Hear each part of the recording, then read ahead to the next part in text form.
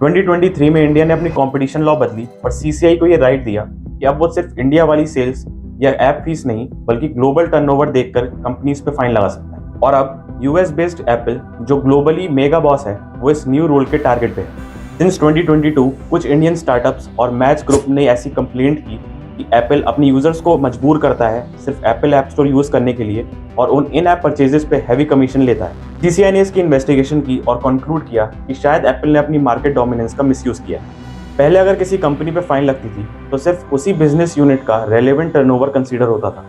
लेकिन 2023 अमेंडमेंट और 2024 penalty guideline के बाद अगर सीसीआई को लगता है कि रेलेवेंट टर्नओवर से फाइन छोटा या इफेक्टिव नहीं होगा तो वो कंपनी का 10% तक रेवेन्यू यूज कर सकती है जो कि ग्लोबली जनरेट हुआ है। एप्पल ने 26 नवंबर को दिल्ली हाई कोर्ट में एक 545 पेजेस की पिटीशन फाइल की है जिसमें वो कहते हैं कि ऐसे फाइन लगाना आर्बिट्री, अनकॉन्स्टिट्यूशनल और अनजस्ट है।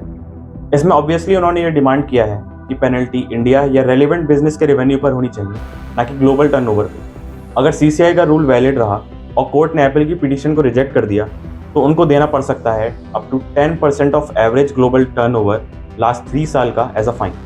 और ये फिगर हो सकती है 3 से 4 लाख करोड़ तक। अगर इंडिया सक्सेसफुली अपना ग्लोबल टर्नओवर रूल चलाता है तो बाकी टेक कंपनीज को मोनोपोली प्रैक्टिसेस पे सीरियस फाइन फेस करना पड़ सकता है। नेक्स्ट कोर्ट हियरिंग 3 दिसंबर को है और अगर कोर्ट एप्पल के फेवर में नहीं जाता है तो एप्पल को फाइन और रूल्स चेंज के साथ अपना ऐप स्टोर मॉडल चेंज करना पड़ेगा सिर्फ इंडिया के लिए। और अगर आप समझना चाहते हैं कि बिग टेक कंपनीज की मोनोपोली स्टूडेंट्स या फिर ऐप डेवलपर्स को कैसे इफेक्ट करती है तो मुझे कमेंट सेक्शन में ज़रूर बताएं और ऐसी वीडियोस के लिए फिंडी को फॉलो और सब्सक्राइब जरूर करें।